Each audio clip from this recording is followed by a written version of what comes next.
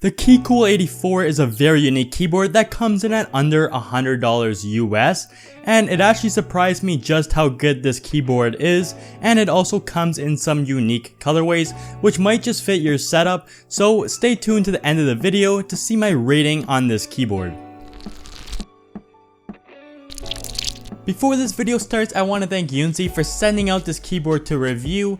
And if you end up wanting to buy this keyboard, make sure to use my Amazon affiliate links in the description below. It will help me out a lot and it doesn't cost you anything extra to buy it. So this is a 75% keyboard, which is probably my favorite size I've tested so far. This is the first time I've used a 75% keyboard, and that just means that it has all of the keys a TKL has, and it's about the size of a 65% keyboard. It's actually a little bit smaller than my Ducky Maya, which I also have a review for on my channel. And it's just a little bit taller because it does have that function row. Everything else is pretty normal. So this is hot swappable, and unlike the GK61, which I will be posting a review and comparison to the RK61 next week, the GK61 only uses optical switches, so if you're going to switch them out, you can only use optical switches. This keyboard, you can use any switches on them, so you can get Zelios or Kale or any switches like that. Mine came with Gateron Blacks, which are pretty much reds, but they are a lot heavier. And to me, they're better for typing, but not as good for gaming. But they're still pretty good for gaming, and the typing is so much better than the reds that I would recommend the blacks over the reds. But that's just my opinion overall. So like I was saying before, these do come in pretty nice colorways. This one's a black and kind of an off-white, and the case is red, and it does have some red accent keys as well. And it does also have a holiday edition for this keyboard, which is a pretty much all white keyboard with some pastel colors on the keycaps on the outside.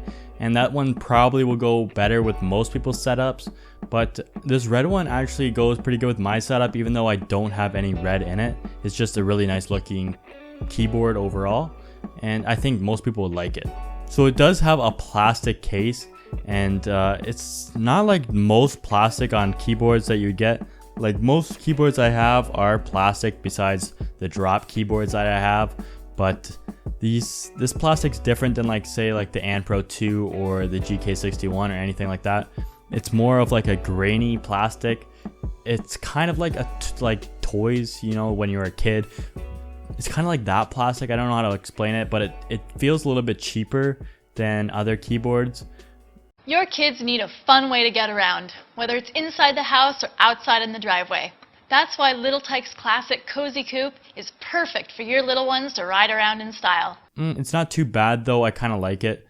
You do get used to it after a while, and it's actually a pretty good quality plastic. It just, I don't know, it just feels cheaper than most other keyboards. It is heavy and doesn't have a lot of flex to it because of the aluminum plate it does have inside of it. And it does add a little bit of weight to it as well, which is nice. Most keyboards do have plates. I'm pretty sure brass plates are probably the best, but aluminum plates are still pretty good. I think the Anpro 2 does have a steel plate, which does give it a little bit more weight and a little bit more sturdier, but this is pretty good. Most keyboards you buy will have aluminum plates in them, so it's a good feature they put in this keyboard. So going on to the keycaps, they are PBT plastic, and they have the legends printed on the side of the keycaps. So one problem with the keycaps is that they're not backlit, so you won't be able to see the RGB through them. I don't know why they did this, because they did include RGB on this keyboard, so I don't know why they wouldn't include keycaps where you can't see the RGB through them. But you can always replace them with some backlit keycaps, which are pretty cheap on websites like KBD Fans or mechanicalkeyboards.com. And I just replaced them with some white keycaps. If you are going to, they look pretty nice, but I've just been leaving them as default because the keycaps are actually pretty nice, even though you can't see the RGB through them. If you are going to replace the keycaps, it does have a smaller right shift, and it looks to be about 1.75 units, which is pretty default on like 65% keyboards like the Drop Alt. So if you're going to buy some, or if you already have a set, make sure that it includes a 1.75 unit shift. Most keycap sets do include that. Just be sure to check to see if you have one, or if the keycap set you're going to buy has one before you buy this keyboard. So one of the problems here is the cutout for the USB-C port. It is nice that they included USB-C, but the cutout here isn't deep enough, or it's too deep. I don't know how to explain it, but the cable won't fit through this little cutout they put in here if you're using a custom cable like I do. But if you use the cable it comes with, it will fit through it. If you are using a custom cable, which I have been using on this keyboard, it will wobble slightly, but you don't really notice it. And it does have feet on the bottom. If you want to raise it up, then you won't notice the wobble at all, and it won't really affect it.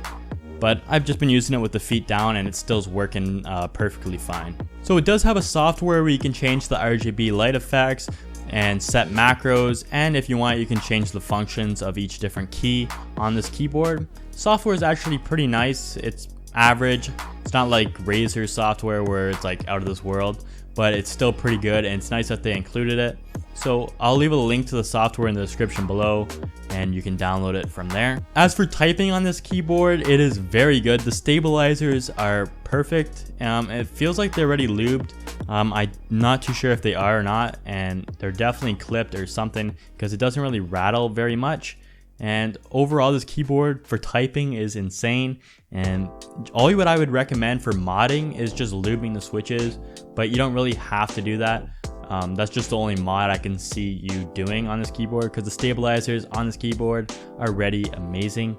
So here's a quick sound test for this keyboard.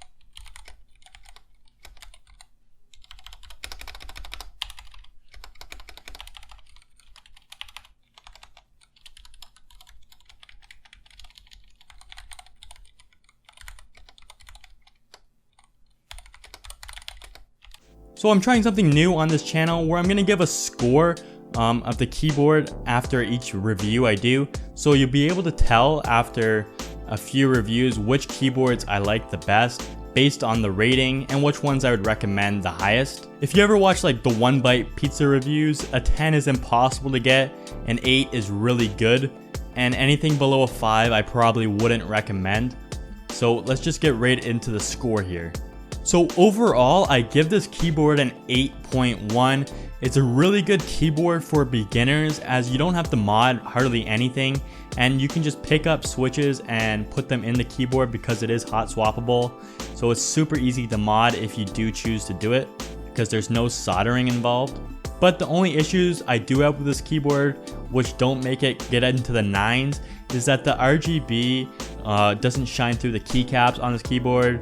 The case is kind of a little bit cheap, but you do get used to it, and it does actually feel high quality after a while.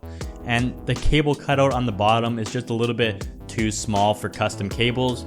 But other than that, it is a great keyboard for beginners, and under $100, this keyboard is pretty hard to beat.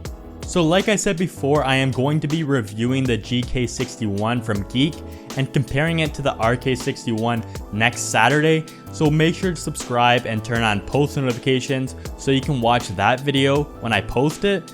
And make sure to follow me on Twitter at JustinTechTV, and I'll see you guys in the next video.